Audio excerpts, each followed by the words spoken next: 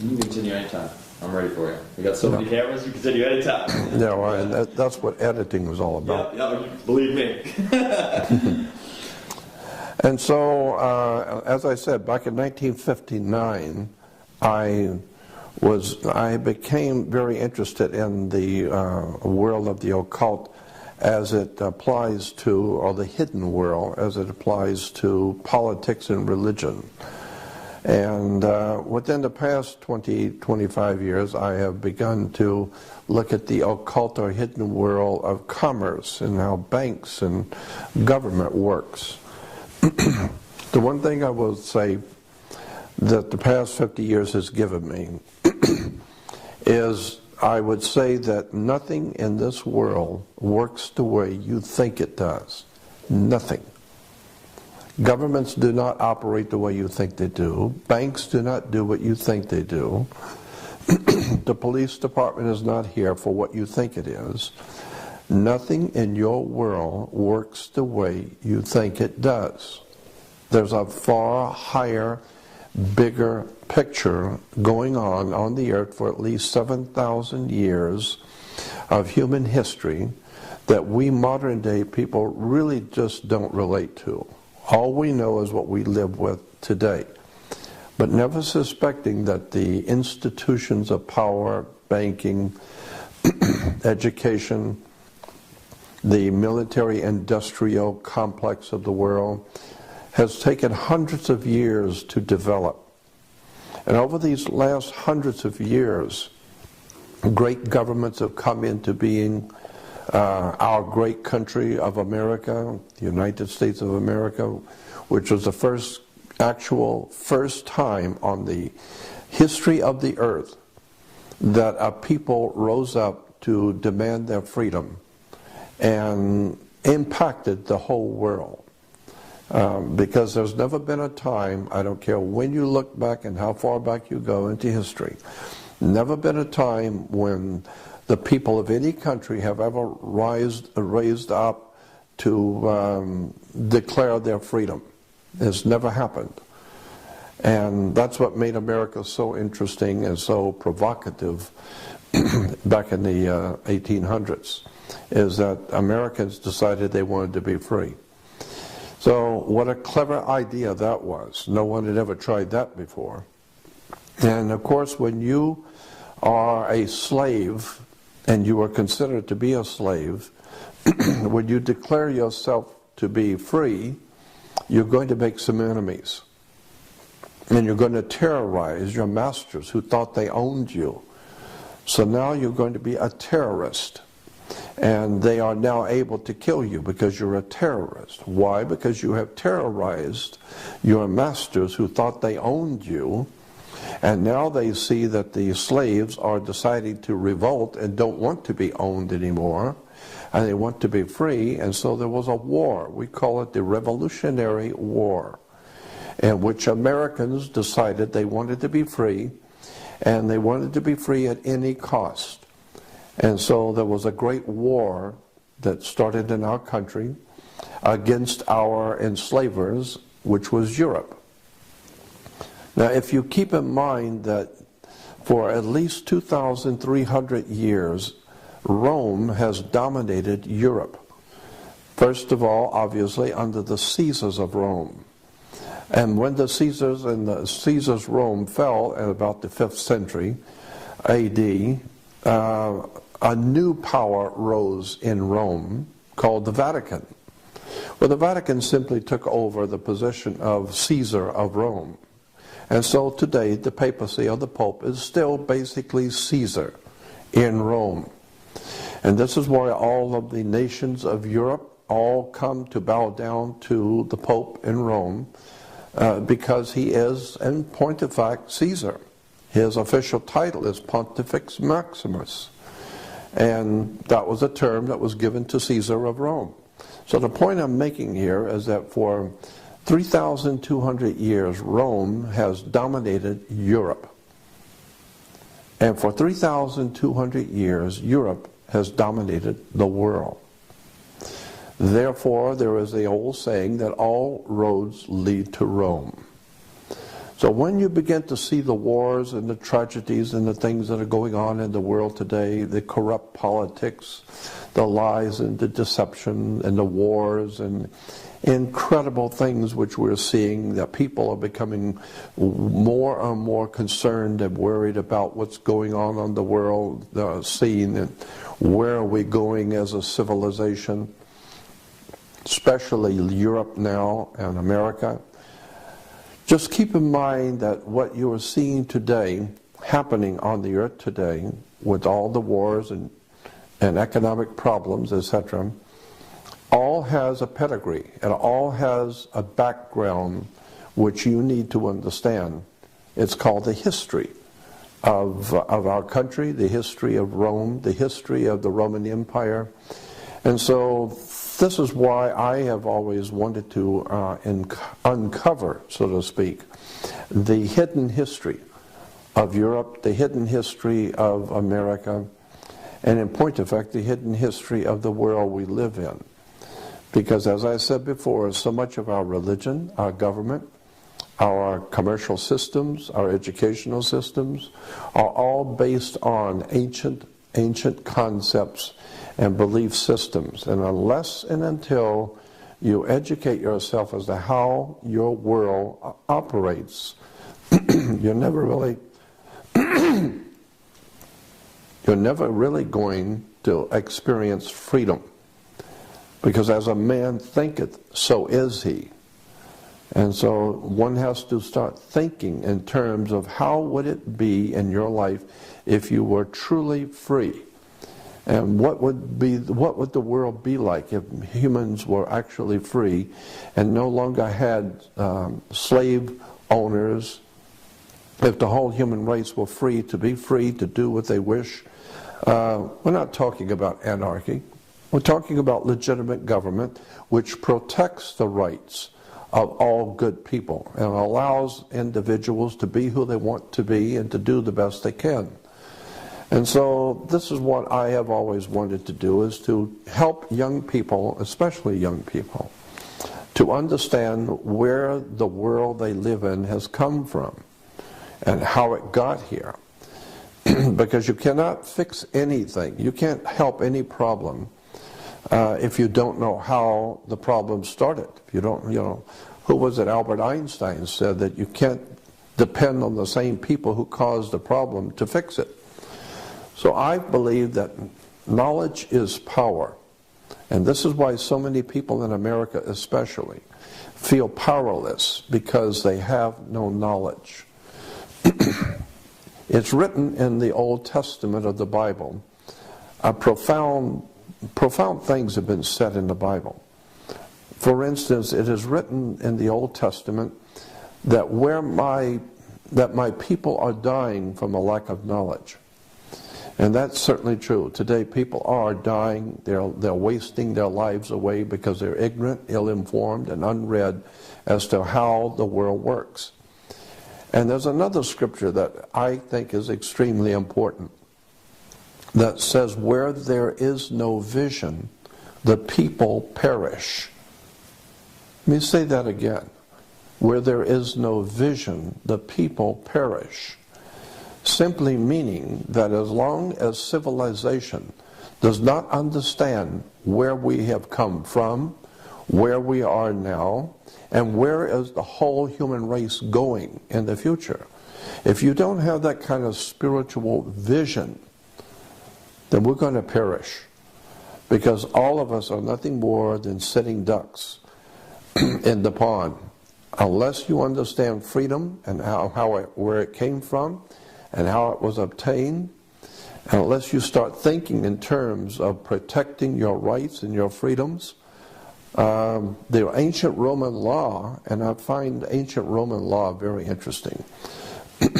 Roman law basically said, there was a maximum Roman law that says, for he who would be deceived, let him. And another maximum Roman law that says, if you do not defend your rights, you have none. And so this is what I have been trying to get young people to understand, is that you need to educate yourself about how the world really works. Because until such time as you have educated yourself and understand that knowledge is power, and this is very, very important, because as long as you don't understand how you are being used, how you're being lied to and mistreated, deceived, you're never going to be able to get out of the mess we're in. Knowledge is the key. And unfortunately, too many people are preoccupied with watching television and sports and trying to make a dollar just to stay alive. They don't realize what's really going on behind the scenes in our country of America and around the world. There's a very big story here that needs to be told. Who is running this planet and what are they doing to the human race? Not just to America, but the whole human family on the earth is in serious jeopardy, and it is calling into question the very veracity of human freedom. Unless and until we wake up and begin to take back the sovereignty of our own minds, forget about television, forget about all the nonsensical entertainment that we're bombarded with, and begin to start thinking seriously about your life and where you've come from and where you're going and what's going to happen to your children and your grandchildren when you're gone. You had better start waking up and understanding the world we live in is very, very serious trouble. And we need to wake up and understand how the world really works. That's what I hope to help you do. I'm Jordan Maxwell.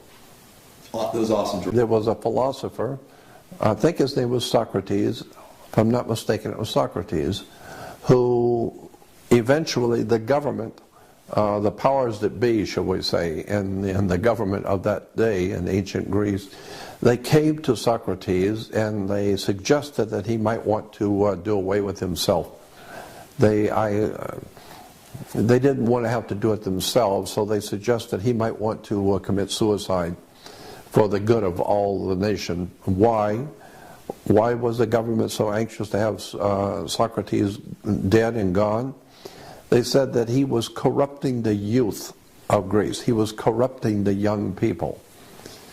And what was he doing? He was teaching them, he was teaching young people the facts of life, how the world works, to question government, question authority, question with the people around you. Don't just buy into anything because you're ignorant and ill-informed. Question everything. Begin to read and study on your own and begin to question powerful people, powerful governments. And so Socrates began causing young people to think too much. And eventually they had to get rid of him. He was too popular, so the government didn't want to kill him, so they just asked him to do it himself. So the same thing, the more we change, the more we stay the same. Nothing changes, and so there's nothing new under the sun. And so today, just recently, with the the rioting and revolution going on in China in Tiananmen Square, it was interesting that Henry Kissinger made this statement when this activity was going on in China, when young people were rising up against the government in Tiananmen Square. The news people asked Kissinger what he thought was going on. Why were these young people doing this? And he said, and his comment was that it was tape recordings, cassette tapes were the culprit in causing this uprising and revolution in China.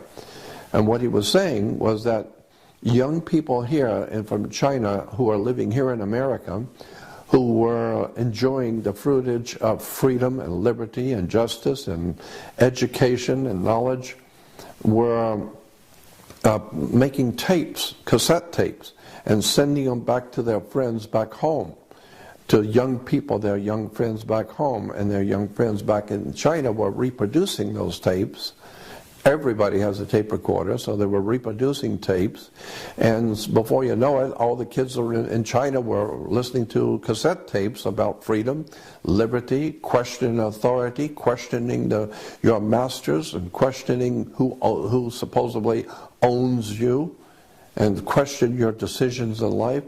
And so basically education caused a revolution. So it was a revelation which brought a revolution. And it was all caused by young people sending each other cassette tapes. So the same thing we see, in China, we saw in ancient Greece, when the great philosopher was teaching young people how to think, and they were spreading that message to other young people. What happened? It caused a revolution. And if there's ever been a time in the human race and the history of the human family on the earth that we need an intellectual, spiritual renaissance. We don't need revolutions in the street. It's quite simple. All we actually need, the civilization on the earth needs, is a spiritual and intellectual renaissance. A time when people will begin to hold important knowledge, wisdom, and understanding, questioning authority, questioning the governmental system under which you labor. It's a very important point that knowledge is a basis for power. Let me give you an example. Suppose you have a two-story building and you're going to put a lot of weight on the second floor. Before you put heavy, like printing presses and all that kind of thing, before you put any heavy weight on the second floor, go downstairs with a ladder and get a building inspector and go up through the ceiling tiles on the first floor and look at the foundation of the second floor to see if it's going to hold that kind of weight. So what you're doing is you're going downstairs, you're going down under the foundation, and you're standing under the foundation to see if the foundation is going to hold that kind of weight. So what you're doing is you're standing under what you're going to build on. That's where we get the word understanding. So unless you are able to go beneath the surface of any subject, you don't understand. And so it's time that you begin to understand the world you live in, how the government really works.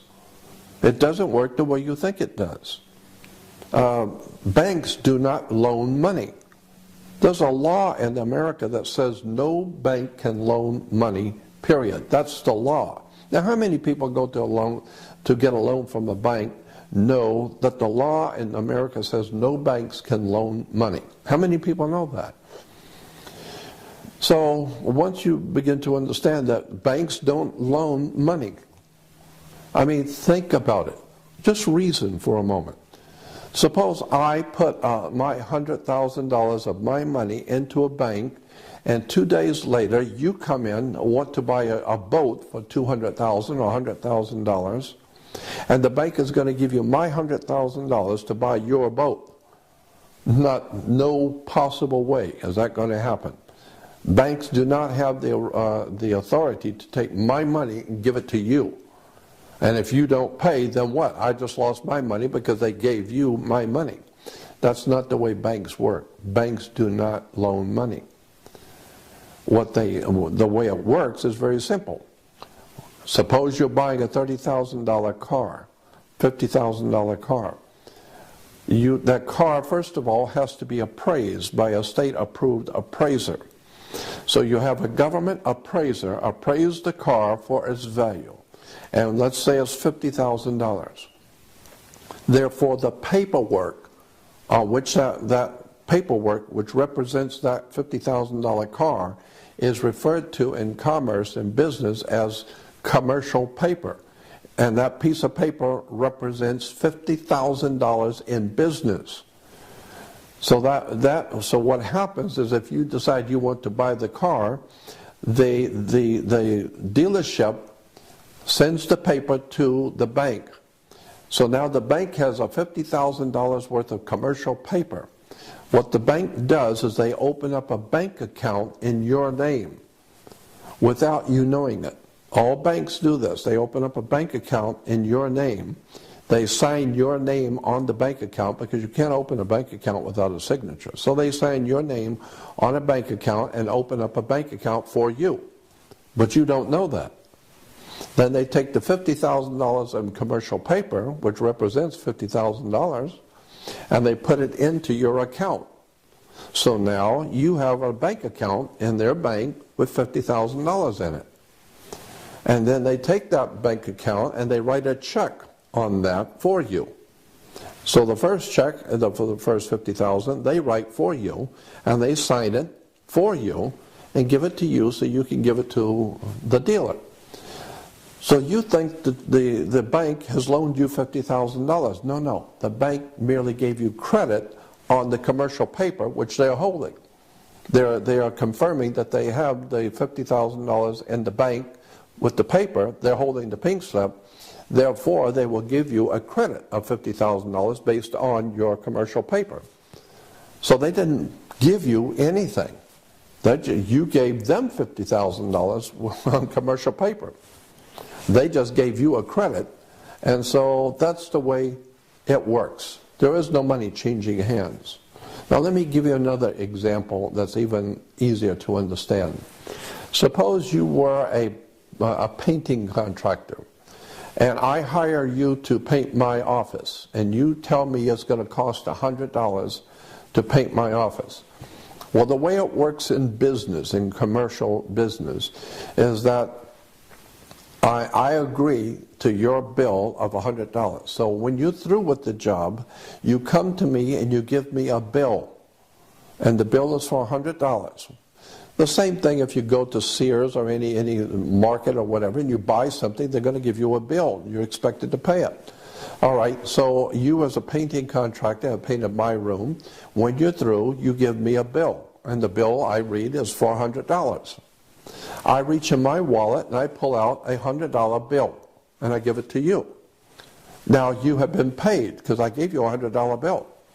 No, I didn't pay you anything. I paid you nothing. You gave me a bill for $100. I reach in my wallet, I give you a bill for $100. It's called a $100 bill. So now you owe me $100. It's a bill. Look on the $100 bill, and at the top it says a Federal Reserve note. It's a bank note, meaning you now owe me $100. It's a bank note. And so if you had given me a bill for $20, I give you a $20 bill. So all we're doing is just exchanging bills. That's why banks are called banks of exchange. So we're just exchanging paper. Nobody has bought anything. And because of that, the law basically says in America, you cannot pay a bill. So understand, when you say that you've got a bill that you have to pay, you cannot pay a bill in America. That's the law. But you can discharge a debt. That's different. Discharging a debt is different from paying a bill. Since you didn't pay for anything, since you're using the Federal Reserve note and you're buying something, you did not pay for the bill. You didn't pay the bill. So therefore, whatever it is you're buying, you don't own. You don't own anything. It was just a bill of exchange.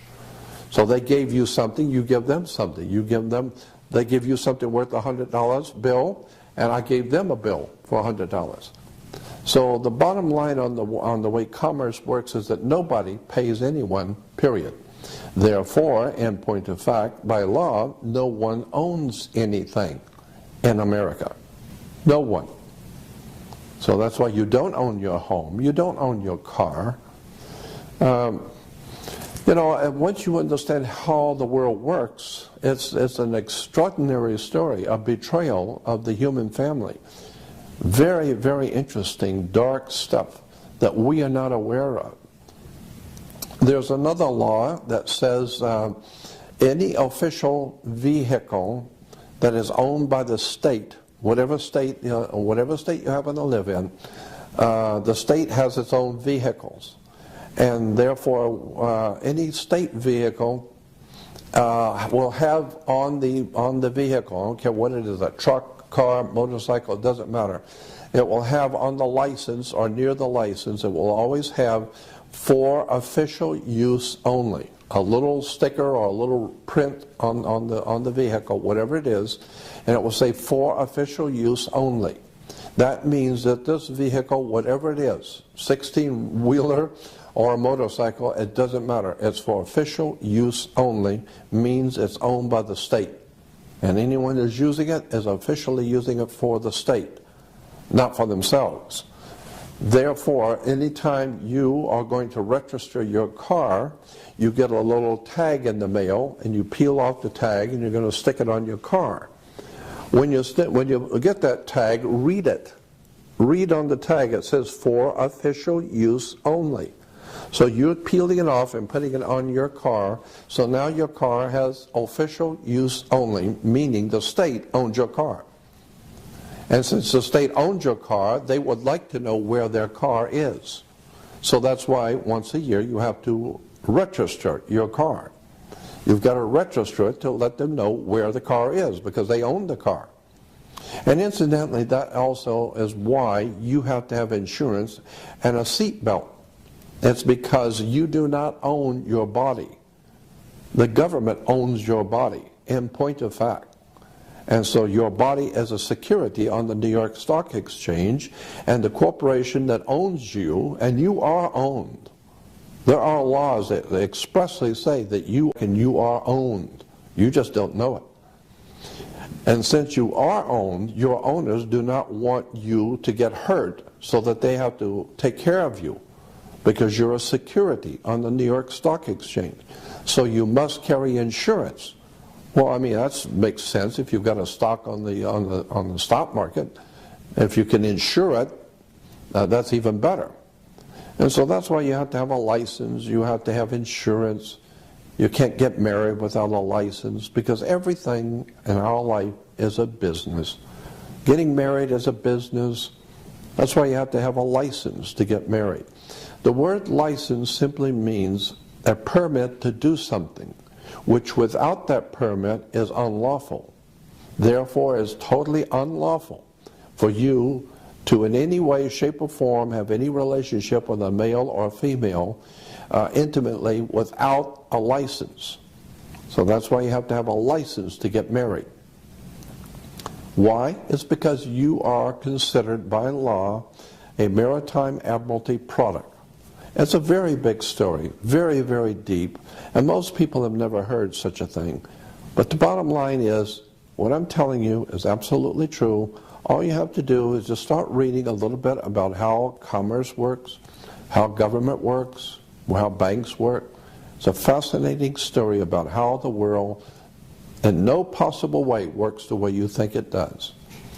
So all I'm suggesting is that you might want to, for the first time in your life, start thinking seriously about where you're going and where your country is going, and what's going to happen to your children and your grandchildren when you wake up one day to discover your freedoms are gone, your country is gone, your protections that were guaranteed to you as a citizen are gone. We are going to be in very serious trouble because we are ill-informed, unread, undisciplined, and have been taught to bow down and curtsy before royalty. We fall all over ourselves with celebrities, and all we understand anymore is the ball games and the sports and the entertainment. But nobody is suggesting that we might want to start reading the foundations of this country, begin to read and understand how government really works. Once you begin to see how a bank works, why do you have a bank? Why do we do any banking? Banks are found on both sides of a river. They're called river banks. What does a river bank do? It directs the flow of the currency, because your money is called currency, because it's a ebb and flow of a current, and it's called liquid asset. And when you can't pay for something, then you're underwater. It's an extraordinary story, as I said, about the deception that goes on throughout the world about the real world and how it actually works. So all I'm suggesting is that you might want to take some time out of your life and start looking at the reality of the world you live in, because the world is growing more and more dangerous, more and more ignorant, and extremely violent. And unless and until the people rise up and decide to take back their sovereignty and do something about their lives and quit waiting for government to do something, you know, because in America, we Americans love to talk about how we have the ability to elect our leaders.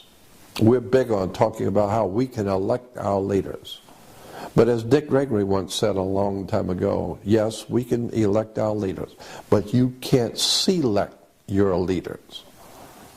You don't select anyone.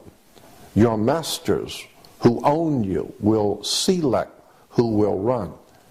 You can merely vote on whoever they decide to allow you to vote on. And so when people go to the polls, for instance, people every 4 years are talking about going to the polls. How many people have ever wondered, what does the word poll mean? Why do you have to go to the poll? It's like Gallup, the Gallup company, you know, it's called the Gallup poll.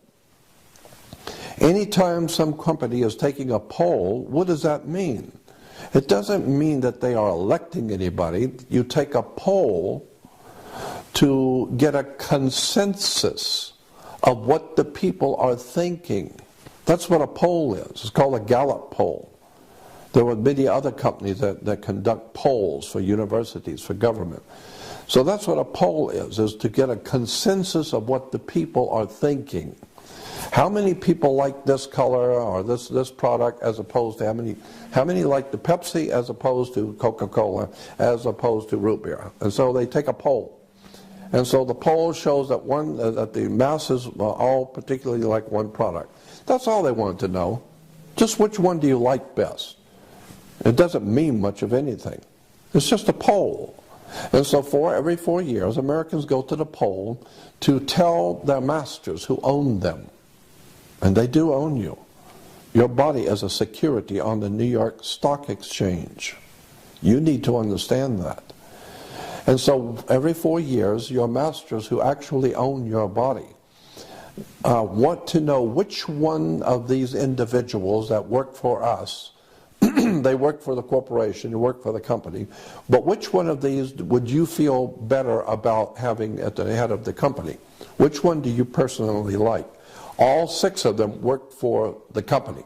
They work for the government, period. But which one do you particularly like? Because this way, if you particularly like one and you vote for him, then we will make him the president of the company, and you will be happy because it was your choice. No, it wasn't your choice. You didn't have the opportunity to select your leader. You only had the opportunity to elect one of the 6 that they gave you, and all 6 work for the same company. So this is why nothing ever gets done, because people don't understand how their world really works. Extraordinary stuff. I suspect that this is a very important time in human history, and especially in the history of our country, when you don't know how your government works. You had better wake up and understand that you have left your government in the hands of other people to take care of things for you because you're too busy with your everyday life. Well, when you leave your personal business and your children and your life in the hands of someone else to take care of you, they're going to take care of you all right. Whatever decisions they make, they're going to take care of themselves, not you. Because you left yourself in their care, they will decide what you will eat. They will decide what you will wear. They will decide if you will have a job or not.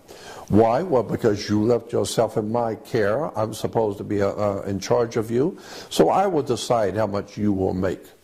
And you can bet that I'm going to make 1,000 times more than you do. Because I'm in charge. After all, you voted for me. So I'm just saying there's time for us to wake up. These are very evil days, and unless America is ready to wake up and face the facts that we have been lied to, deceived, and tricked into surrendering our lives, our minds, our sovereignty of thinking, and as I said in the beginning, what we need more than anything now is a spiritual and intellectual renaissance, a revolution spiritually around the world where people wake up to the responsibility to stand before your Creator and be a normal adult human being who knows what's going on, who understands the world, and can contribute something to the good for the whole human race. But it's going to require that you educate yourself and understand how the world works. Again, my name is Jordan Maxwell, and thank you for listening. All right, let me just go through my cameras because I know decades now, because it's 5 decades. It's a lot, Jordan. Yeah, I know. God knows, it sure as hell is. We're ready whenever you are. I just reset all my cameras. We're good to go. I got 20 more minutes on this one, so if I do kind of abruptly stop you, I apologize. It's up to change the tape.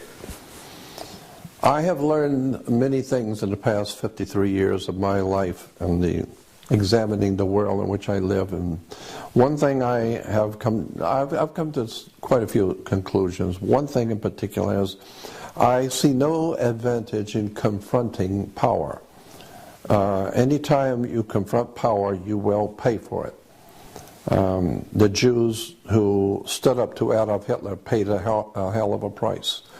The poor people of Russia who stood up to the tyranny of the communist movement in the Soviet Union paid a terrible price. You always pay a terrible price when you stand up against tyranny, violence. And since the world that we live in today is basically run by fear and tyranny and violence and threats, and there is no longer any freedom and liberty and justice for all, which America used to be famous for. You know, Superman in one of the movies said he stands for the American way, freedom, liberty, and justice for all. Well, I like what Dick Gregory said, you're no longer free or brave. This is not a land of the free and a home of the brave. We're not free or brave.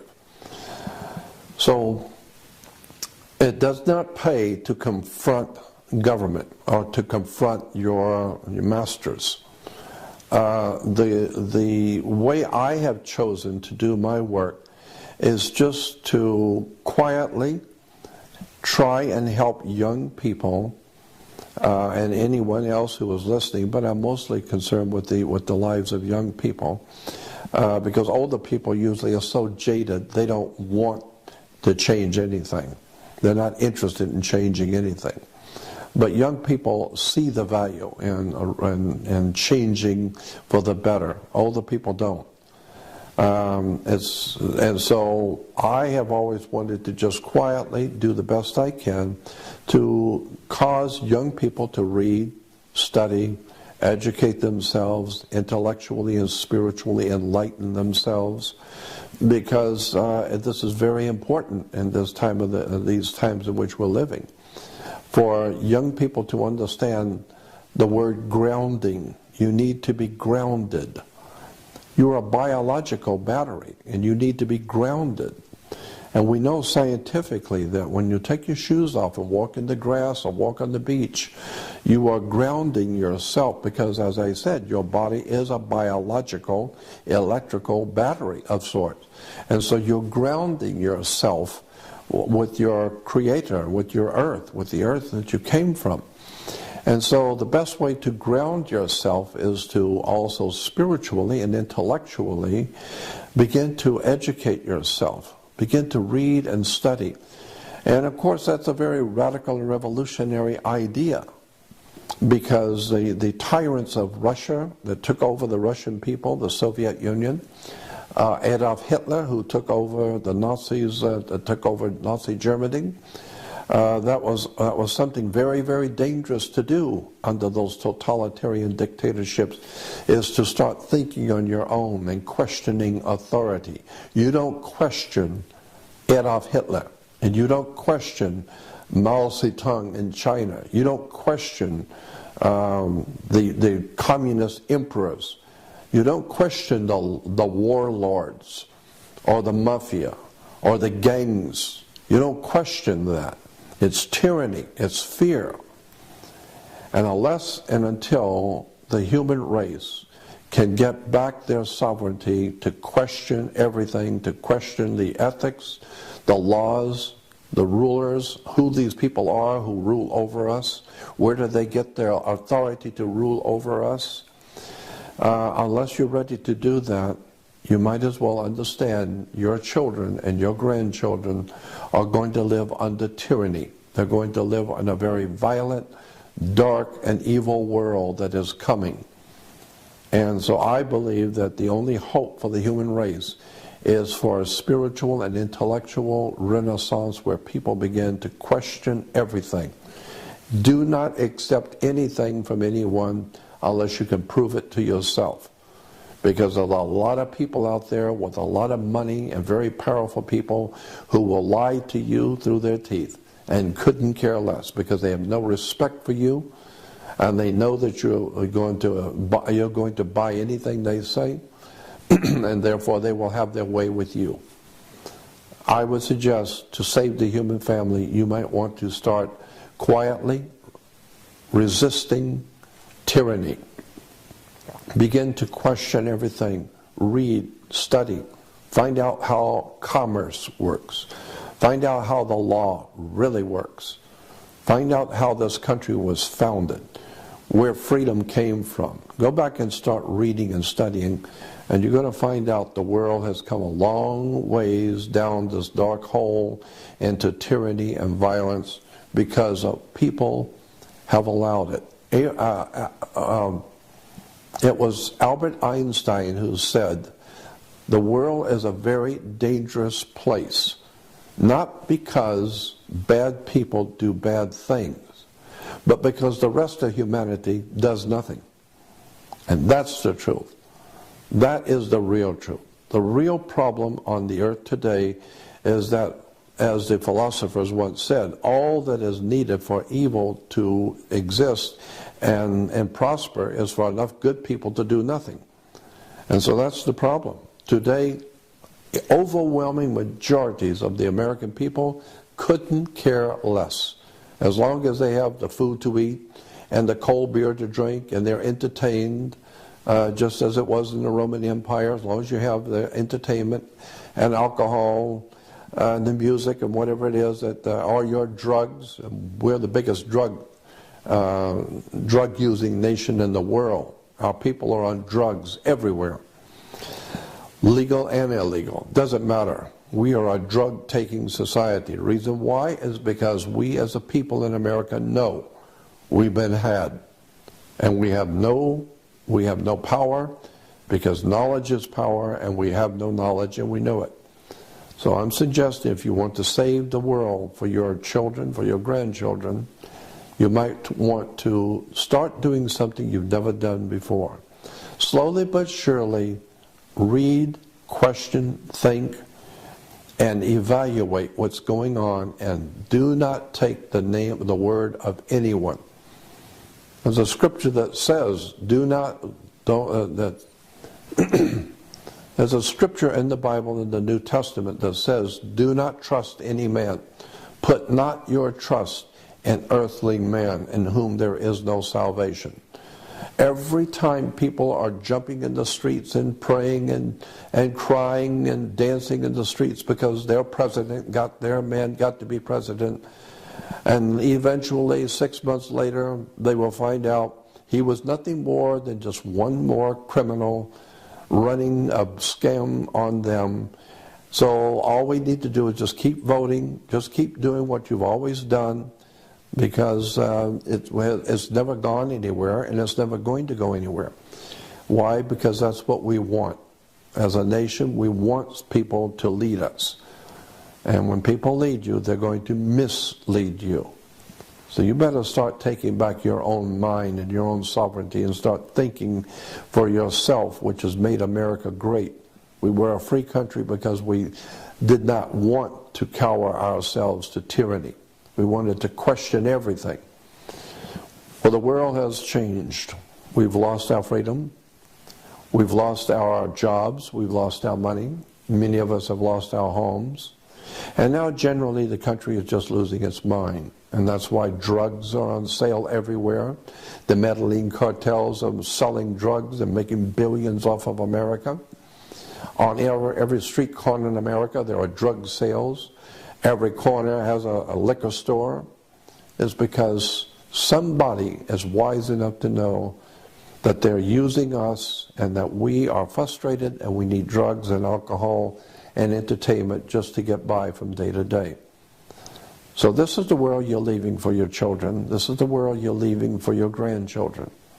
You need to wake up, get yourself grounded in intelligence, wisdom, and knowledge, and start asking questions. You better do it, and you better do it soon.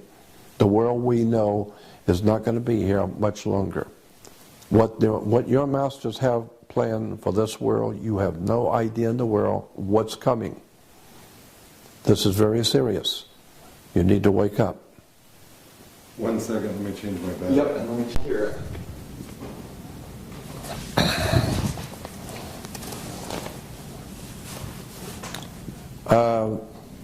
Let me talk for a few moments about entertainment. If you go back into history, into European history, thousands of years ago, even before the Roman Empire dominated Europe, there was already a governmental system in operation in Europe, even before the Roman Empire existed. There were already lots of people living there, and they had a whole system of government in operation. And that system was consisting of lawyers and doctors and religious leaders and law enforcement, etc., etc. And that system was called the Druids. There was a Druidic system. The Druids were a Celtic or a Celtic, can be spelled either way with a K or a C, Celtic or Celtic European Druid system. And one of the most important symbols in that ancient Druidic system that ruled Europe before the Roman Empire, and the Druids are still in existence today in Europe, and there are even Druid societies in America today. So they haven't completely gone. But the point I wish to make is that in the ancient world, in the ancient European world, was a Druidic system. And one of the most important symbols in that European Druidic system was a magic wand. Like Merlin the magician with his magic wand, always waving the magic wand. The same idea as today with the orchestra leaders who have the magic wand, and of course you play to their tune. They're the boss. They have the magic wand. And Merlin the magician, as I said, was always a Druidic symbol for power, a magic wand. Magic wands were always made out of the wood of a holly tree. It was made out of Hollywood. Once you understand Hollywood, you begin to understand the Druidic system, which we call Hollywood. And then you begin to see the symbols, the words, the terms. Hollywood, as my dear friend Dick Gregory once said, Hollywood does three things. They tell you what your masters have done in the past, what they're doing now, and what they're getting ready to do. That's what Hollywood is there for, to tell you the history and where you are now and where you're going. Because people like Steven Spielberg and George Lucas are many things, but stupid is not one of them. They're brilliant directors and producers, and extraordinarily brilliant writers and people in Hollywood who know what's going on. They know where the world is going, and they're putting it into movies. They're showing you what it was like many years ago, what it's like now, and they're making movies about what's coming. That's Hollywood, druidic system of entertainment. You need to wake up and understand what's going on here. Now, in commerce, you need to also understand the fact that your body is a security on the New York Stock Exchange. This is a concept that most people have never heard, and it's totally foreign to your thinking. But your body is a security on the New York Stock Exchange. There are two kinds of laws. Let me explain this. There are two kinds of laws. As far back as the Roman Empire, the Caesars of Rome proclaimed that there were two kinds of laws. There are only two things on the earth. There's water and land. Therefore, it would follow that there's only two kinds of law on the earth. The law of the land and the law of the sea. The law of water. We've all heard the term the law of the land. But most people do not realize that that is the reason why we call it the law of the land is because it's differentiating between the law of the sea. There's a second law. So that's why when you walk into a court, you will see a fence with a gate. And the people sitting out here is under what you call the law of the land, because the people live on the land.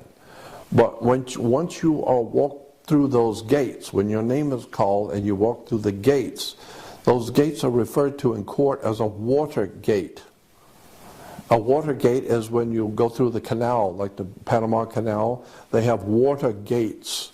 And when the water gate opens, the water rises, so that they close the gate and the next gate opens and it rises again. And so when you go into a court, your name is called, and if you put your hand on the gate, there's a piece of wood on the top of the gate. So when your name is called, you put your hand on the gate and you open the gate. The gate is a water gate. And there's a piece of wood on the top of the gate. It's called a bar, the B-A-R. And you're not licensed to pass the bar. And so you are passing the bar when you are not licensed to pass the bar. The attorney is licensed to pass the bar, not you. So therefore, when you walk past the gate, the bar, you are now in hot water. And someone's going to have to bail you out. And so that's why all commerce and all life has to do with maritime admiralty, or the law of water. And as I said, there are two kinds of law, the law of the land and the law of the sea.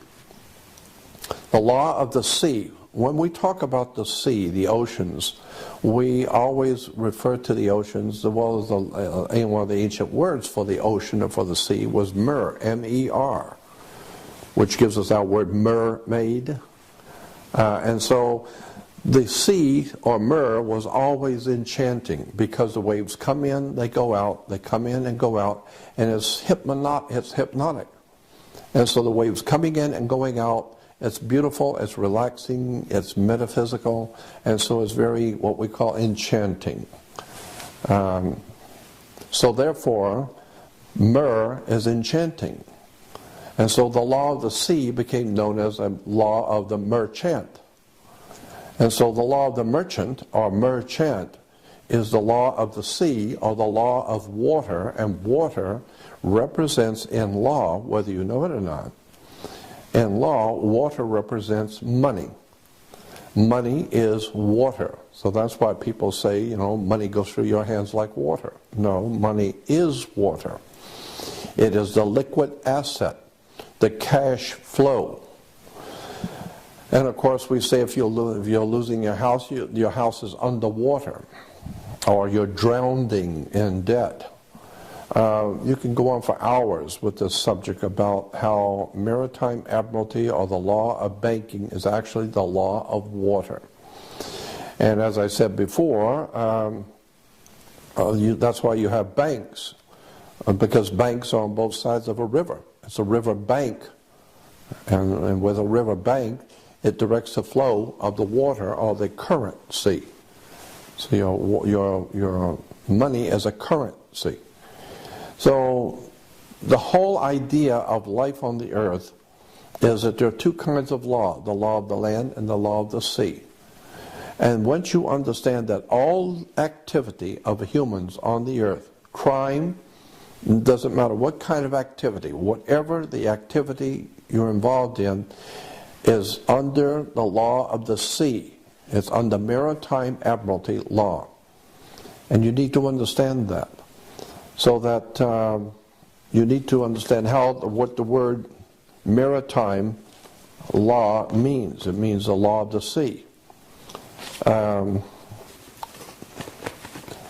Let me give you an example about how the law of the sea works.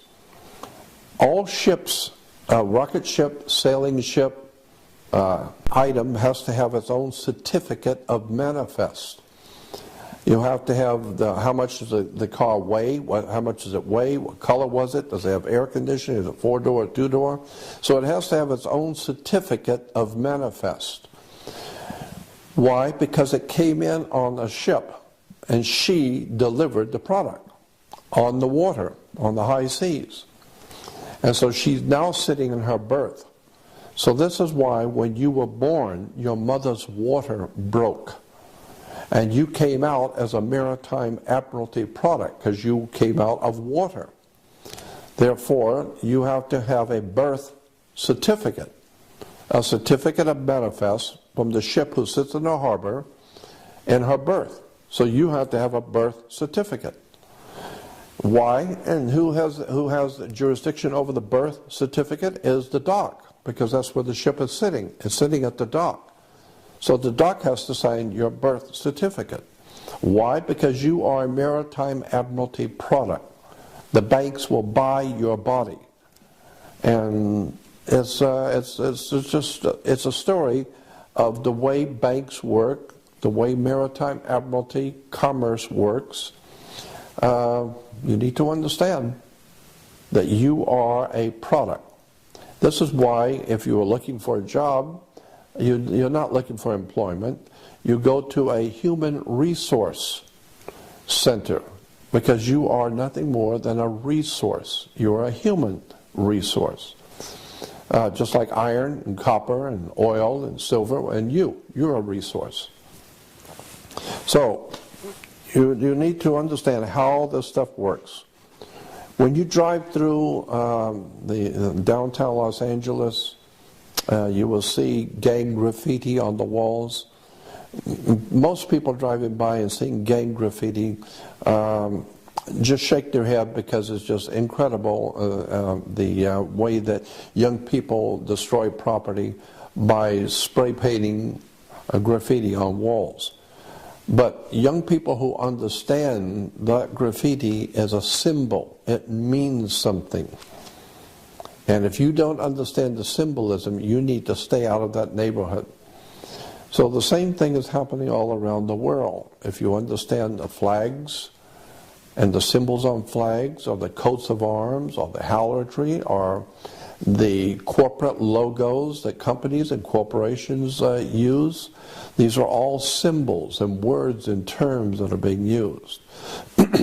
So unless and until you understand that the whole world is a business, the entire earth is a business. This is why you have to have a license.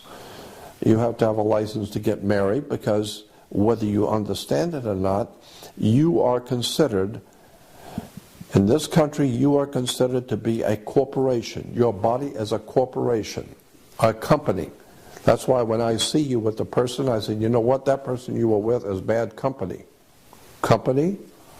And you say, mind your own business. Business? And then I find out you're going to get married, and then you're going to have a partner. Company, business, partner. All human relations is corporate business. That's why you have to have a license to get married.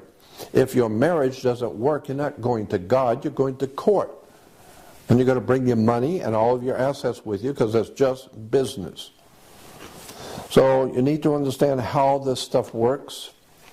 Life is nothing more than a business. And the entire world is a corporation.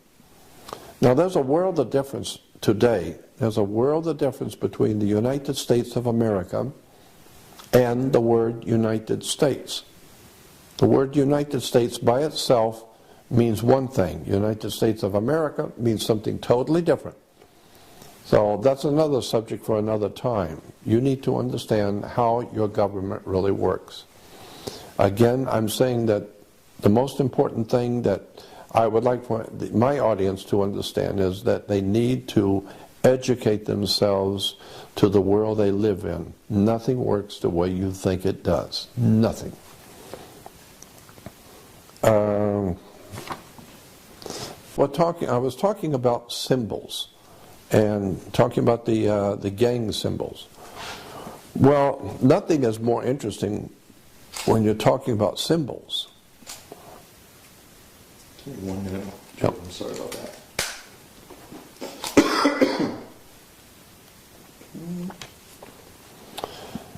So I was talking about the symbols, the gang symbols, and how they are actually telling you something. Well, the whole world is operating with symbols. As I said, corporate logos, company logos, national coats of arms, harlotry, flags, badges, police badges, fire department. All these are different symbols, and they mean something. And I have talked for many years about the symbols on even just the $1 bill. Very interesting subject about the symbols on American dollar bill. For instance, on this side you will see the eagle. The eagle has two wings. Okay? The eagle has two wings, a left wing and a right wing. And this is why you have left and right wing politics, because the eagle only has two wings. So you only have Democratic and Republican wings in America. You cannot have a third wing. This is why third parties have never been allowed and will never be allowed in America, because the eagle only has two wings, a left wing and a right wing. Then above the eagle you will see 13 stars. And the 13 stars collectively, together, make up what we call a hexagram, or the Star of David. There are 9 tail feathers. There are 13 stripes in the flag. There are 13 arrows. There are 13 leaves. There are 13 berries. There are 13 layers of the pyramid. Count them, 13 layers. On the opposite side with the pyramid, and very few people have ever wondered, why is there a pyramid on an American dollar bill? Well, beneath the pyramid you will see on the pyramid it says 1776 in Roman numerals. And the words beneath it, Novus Ordo Seclorum, which is in Latin, New Order of the World. So you've heard the Bushes talking about a new world order. Well, that's exactly what's happening. The whole world is being taken over into what is called a new world order, right here on the dollar bill. Now, what's important about this symbol on the back of the dollar bill, virtually no one realizes that the symbol of the pyramid with the eye at the top, what does it represent? Well, there are many, many websites and many people talking about this symbol, and virtually every one of them is wrong. It does not mean what the Christians say it means. It has nothing to do with the devil or demons or Illuminati or any of that. I've been looking at this subject for over 53 years. And I will tell you that this symbol does not represent the devil. It does not represent Lucifer. It does not represent anything evil or dark or bad. Although there are many Christian groups who want to tell you this represents the eye of Lucifer and the devil. The word devil is simply a D in front of the word evil. Write evil and put a D in front of it, becomes devil. The word God comes from the same root as good. So you take an O out of good, becomes God. God is good and devil is evil. Merely words. I'm talking about facts. Here is the facts of the pyramid on the dollar bill. The pyramid with the all-seeing eye at the top, you will see a light emanating from around the eye. The light is the sun. The pyramid with the all-seeing eye is actually the symbol for the Messiah in the Hebrew theology. In ancient Hebrew theology, Messiah, not Jesus. Jesus is Messiah in Christian theology. But in the Hebrew theology, knew nothing about Jesus, knew nothing about the Christian Messiah. In the original Hebrew, Messiah was always understood to be a triangle on top of a pyramid. That's what the very word Messiah implied. The word Messiah, twice in the Old Testament, the Messiah is referred to as the chief cornerstone the builders rejected. I think one time was in Isaiah and once was in the book of Psalms. Twice in the Old Testament, the Messiah, not Jesus, Messiah, was referred to as the chief cornerstone the builders rejected. Then twice in the New Testament, Jesus is also referred to as the chief cornerstone the builders rejected. Same interpretation, different words, one in Hebrew, one in Greek and Aramaic, and the New Testament. So the word chief cornerstone, this is why you will hear Christians who do not understand the terminology and are totally wrong. They will say that Jesus is the cornerstone of the church. Absolutely not. That's not what the Bible says. Jesus is not the cornerstone of the Christian church, period. The scripture very expressly says that Jesus is the chief cornerstone that the builders rejected, not cornerstone. Cornerstones are, of course, found on the corner of a building. Jesus is not on the corner of a building. The scripture says he is the peak of the building. He's not on the corner. And so Jesus is not the cornerstone of the church. He is the chief cornerstone of the church. And the very word chief cornerstone in Hebrew for Messiah and in the New Testament for Jesus means the same thing. It's a Hebrew word or a Greek word. And they mean the same thing. They mean in the Hebrew and Greek, a chief cornerstone is a triangle perched on top of a pyramid.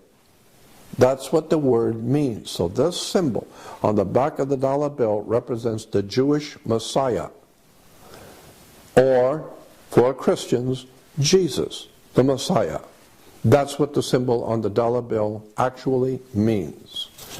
And this is why, of course, you will see, as I showed you before, on the top of the eagle, you will see 13 stars. The 13 stars are in the configuration of a hexagram, or what we call the Star of David. So there's a Star of David on the American presidential seal, and the symbol for the Jewish Messiah on the back, called the chief cornerstone the builders rejected. This dollar bill is completely filled with Christian and Jewish symbols. And if you don't understand the Jewish occult symbols and ancient symbols used by Israel, then you're never going to understand the dollar bill that's in your hand. The very idea of the eagle holding on one side 13 berries and 13 leaves, the 13 arrows, there are 13 strips on the American flag. Very interesting. Why 13? It has to do with numerology, coming from the ancient Jewish system and from the ancient Christian system. It's a very interesting story. I'm just drawing your attention to the fact that so much of what you see and what you hear each day in your life does not mean what you think it means. So when the next time you hear someone talking about the symbols on the back of the dollar bill being demonic and being Horus and being the devil worship, just remember these are Christian and Jewish symbols from the Bible. That's another subject we could talk about. And that's another subject we could talk about another time.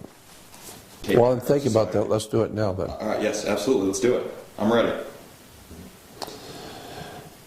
Now, the only way that people are going to learn anything is by fellow communication. People communicating with other people, learning from other people, and passing that knowledge on. That's the way the human race educates itself. That's the way we have grown. That's why people like myself are referred to as researchers. The word is R-E, researchers. Why? Is because I'm not doing anything new. Myself and others like me, who are referred to as writers, authors, and researchers, are merely researching, meaning other people have done the searching, other people have dug out the facts, and many centuries ago, maybe many thousands of years ago. And so this is what happens in a court. If you're going to make a decision in a court, you have to do some research. Go back into the records and see what the courts before you have said. See what the judges have said 30 years ago about this particular subject. So what you're doing is you're researching. Do it again. And so today, the way young people need to understand is that there's knowledge out there that you haven't been given. And you need to research that knowledge. And the way it's done is very simply, you don't confront authority. Just go to the library, especially today with the technology that exists on the web. All you have to do is go on the web and start researching words and terms and symbols and how government works. Where do religions come from? Where do the religious ideas that we espouse and the things that we talk about in Christianity and Judaism and Islam, where do these ideas even come from? How did these great religious movements get started? And where does the money come from? And what is the connection between religion and governments today? It's very interesting when you start looking at the oil companies. For many years, oil companies, most people don't know this because they don't study it, but oil companies have been financing churches, Protestant and Catholic churches, especially Protestant churches, have been getting a lot of money from oil corporations for their missionary movements. A lot of the big churches have huge missionary movements financed by the oil companies. There was a large book, a very thick book written many years ago that you might be able to find in the library called Thy Will Be Done. And it had about 6 different authors, but the book is called Thy Will Be Done. And it's a very thick book, documented every page about how the oil companies are financing churches for their missionary movements, sending missionaries out to different countries to prepare them for Christianity and for the Lord, and then when the people are now acclimated to the new Christian environment in their country, now quietly the oil companies can come in, now they can send in the CIA and all of these secret societies and government. They can begin to come into the country and set up the apparatus for the oil companies, for the corporations. But they needed to get the people's approval first, so we send in the Christian missionaries. Go read the book, Thy Will Be Done. But I was again suggesting that what we want to do is to educate the young people and educate people generally a little by little by little. It's very difficult to spring new ideas on people. But as it was proven in China with the young people who were spreading the concept of freedom and liberty and dignity on tapes throughout China, which caused the Tiananmen Revolution, I suggest the same thing might want to be done now. Young people ought to begin to talk to each other, begin to, things that are going on in the world today, the corrupt politics, the lies and the deception and the wars and incredible things which we're seeing, that people are becoming more and more concerned and worried about what's going on the world scene and where are we going as a civilization, especially Europe now and America. just keep in mind that what you are seeing today, happening on the earth today, with all the wars and economic problems, etc., all has a pedigree and all has a background which you need to understand. It's called the history of our country, the history of Rome, the history of the Roman Empire. And so this is why I have always wanted to uncover, so to speak, the hidden history of Europe, the hidden history of America, and in point of fact, the hidden history of the world we live in. Because as I said before, so much of our religion, our government, our commercial systems, our educational systems, are all based on ancient concepts and belief systems. And unless and until you educate yourself as to how your world operates, you're never really going to experience freedom. Because as a man thinketh, so is he. And so one has to start thinking in terms of how would it be in your life if you were truly free? And what would the world be like if humans were actually free and no longer had slave owners, if the whole human race were free to do what they wish? We're not talking about anarchy. We're talking about legitimate government which protects the rights of all good people and allows individuals to be who they want to be and to do the best they can. And so this is what I have always wanted to do, is to help young people, especially young people, to understand where the world they live in has come from and how it got here. Because you cannot think as so provocative back in the 1800s, is that Americans decided they wanted to be free. So what a clever idea that was. No one had ever tried that before. And of course, when you are a slave, and you are considered to be a slave, when you declare yourself to be free, you're going to make some enemies. And you're going to terrorize your masters who thought they owned you. So now you're going to be a terrorist.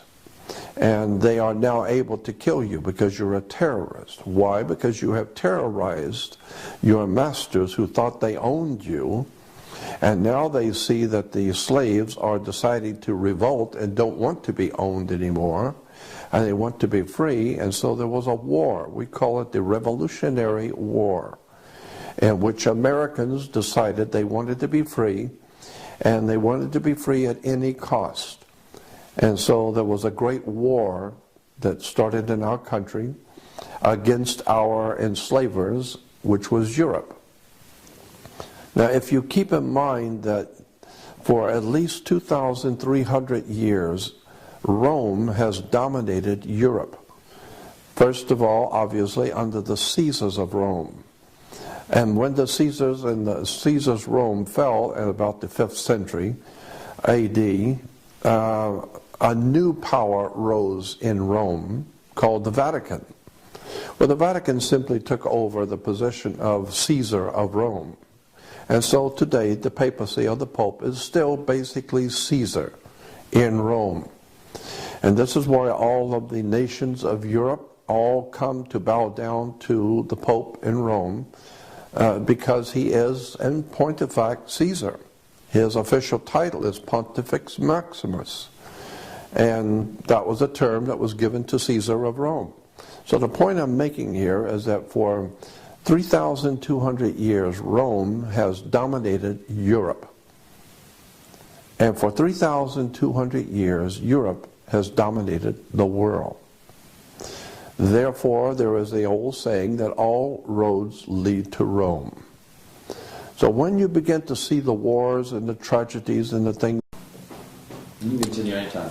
I'm ready for you. We got so many cameras, you can continue anytime.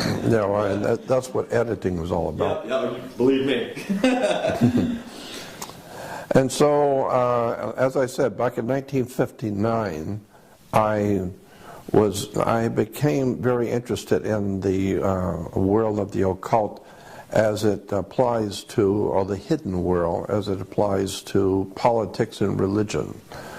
And within the past 20, 25 years, I have begun to look at the occult or hidden world of commerce and how banks and government works.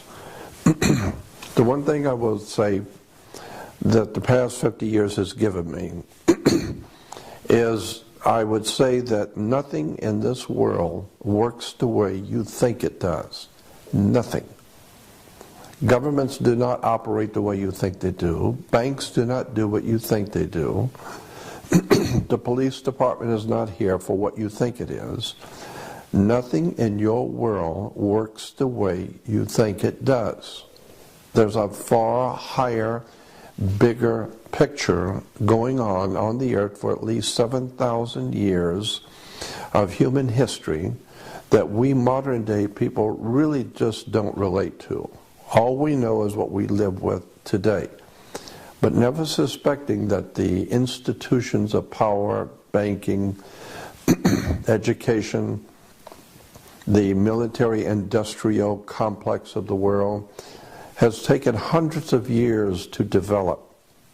And over these last hundreds of years, great governments have come into being. Our great country of America, the United States of America, which was the first time on the history of the earth that a people rose up to demand their freedom and impacted the whole world. Because there's never been a time, I don't care when you look back and how far back you go into history, never been a time when the people of any country have ever raised up to declare their freedom. It's never happened. And that's what made America so interesting. Fix anything. You can't help any problem if you don't know how the problem started. If you don't, who was it? Albert Einstein said that you can't depend on the same people who caused the problem to fix it. So I believe that knowledge is power. And this is why so many people in America especially feel powerless, because they have no knowledge. It's written in the Old Testament of the Bible. Profound things have been said in the Bible. For instance, it is written in the Old Testament that my people are dying from a lack of knowledge. And that's certainly true. Today people are dying, they're wasting their lives away because they're ignorant, ill-informed, and unread as to how the world works. And there's another scripture that I think is extremely important that says, where there is no vision, the people perish. Let me say that again. Where there is no vision, the people perish. Simply meaning that as long as civilization does not understand where we have come from, where we are now, and where is the whole human race going in the future, if you don't have that kind of spiritual vision, then we're going to perish. Because all of us are nothing more than sitting ducks in the pond. Unless you understand freedom and where it came from, and how it was obtained, and unless you start thinking in terms of protecting your rights and your freedoms, the ancient Roman law, and I find ancient Roman law very interesting. Roman law basically said, there was a maximum Roman law that says, for he who would be deceived, let him. And another maximum Roman law that says, if you do not defend your rights, you have none. And so this is what I have been trying to get young people to understand, is that you need to educate yourself about how the world really works. Because until such time as you have educated yourself and understand that knowledge is power, and this is very, very important, because as long as you don't understand how you are being used, how you're being lied to and mistreated, deceived, you're never going to be able to get out of the mess we're in. Knowledge is the key. And unfortunately, too many people are preoccupied with watching television and sports and trying to make a dollar just to stay alive. They don't realize what's really going on behind the scenes in our country of America and around the world. There's a very big story here that needs to be told. Who is running this planet and what are they doing to the human race? Not just to America, but the whole human family on the earth is in serious jeopardy, and it is calling into question the very veracity of human freedom. Unless and until we wake up and begin to take back the sovereignty of our own minds, forget about television, forget about all the nonsensical entertainment that we're bombarded with, and begin to start thinking seriously about your life and where you've come from and where you're going and what's going to happen to your children and your grandchildren when you're gone. You had better start waking up and understanding the world we live in is very, very serious trouble. And we need to wake up and understand how the world really works. That's what I hope to help you do. I'm Jordan Maxwell. That was awesome, Jordan. There was a philosopher, I think his name was Socrates, if I'm not mistaken it was Socrates, who eventually the government, the powers that be, shall we say, in the government of that day in ancient Greece, they came to Socrates and they suggested that he might want to do away with himself. They didn't want to have to do it themselves, so they suggested he might want to commit suicide for the good of all the nation. Why? Why was the government so anxious to have Socrates dead and gone? They said that he was corrupting the youth of Greece. He was corrupting the young people.